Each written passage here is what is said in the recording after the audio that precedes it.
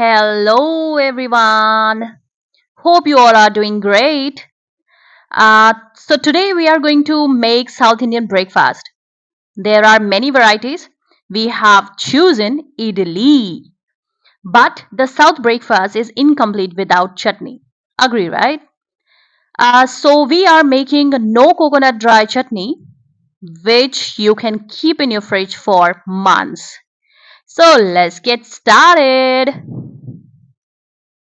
So first we need a pan, heat it, add dal, chana or any dal you have in it and dry roast it. Then we are going to add some curry leaves to it, dry roast until it loses moisture. Now take 2 tomatoes and green spicy ladies, chop them finely and add into our roasted dal mixture. Dry roast until it becomes crispy. Now add peanuts and roast it. You can see that it has become a bit dry now, and now we'll uh, see it has totally lost its moisture. Okay, now we'll do the next step. Take the grinder, put all the mixture into the grinder, add pink salt, amchur powder and red chili powder, grind it, and after that you can see that our dry chutney powder is ready. Now the next step. Now take a bowl and needed quantity of powder. I have taken 3 to 4 spoons of it. After that you can add water to it. You can keep the consistency thick or loose, it's up to you. Okay, now add a half lemon juice to it. Then after that mix it properly and your chutney is ready to be served with idli and dosha. Now let's make our idlis.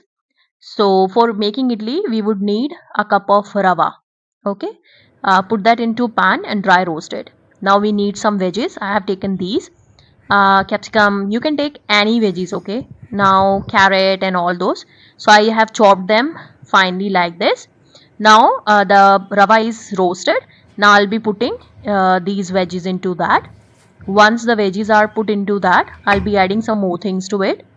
Because I have taken 1.5 or 1 cup rava, so you can just add half cup of curd to that. Okay, but before that, just add some salt. Only salt we have to add. No other spices need to be added. Okay, so after it is done, now add the curd. So after you have added curd, now we have to adjust the consistency. So from the same cup you can add some water to it, a cup of water to it. After you have added the water, then you can just mix it well. So we don't need the running consistency, we need a thicker one. Okay, so after it is done, we will soak this for some time, and after we will need our needed consistency like this. You can see that how it is. Okay, so you have kept that for 15 minutes now, so the consistency we needed is ready.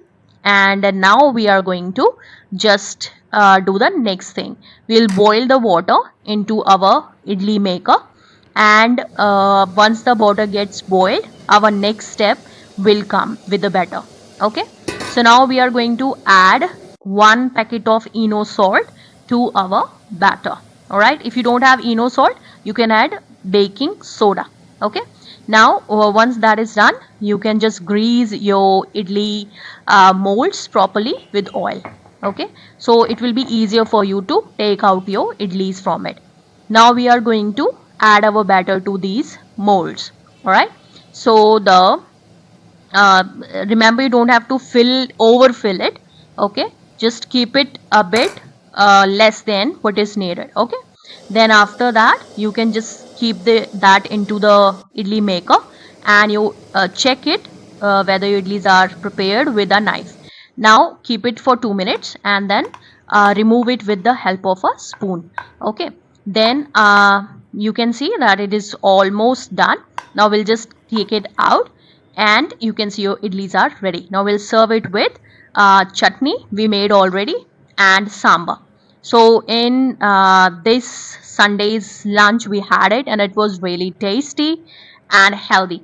and we enjoyed it a lot. You can also make it at your home and enjoy the benefits of eating semolina idlis. Okay. Do you know the wheat and its products we eat come from different parts of wheat grain? Surprise, right? That was surprising to me as well. So it has three layers: bran, germ, and endosperm. Endosperm is the one which gives us our today's main ingredient, semolina, popularly known as suji or rava in India.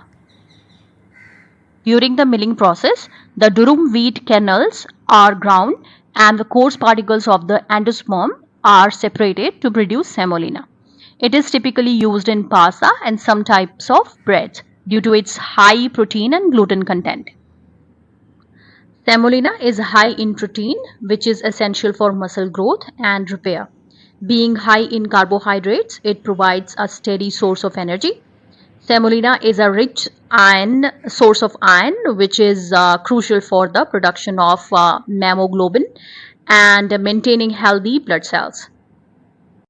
So, add semolina to your diet and enjoy the benefits it provides.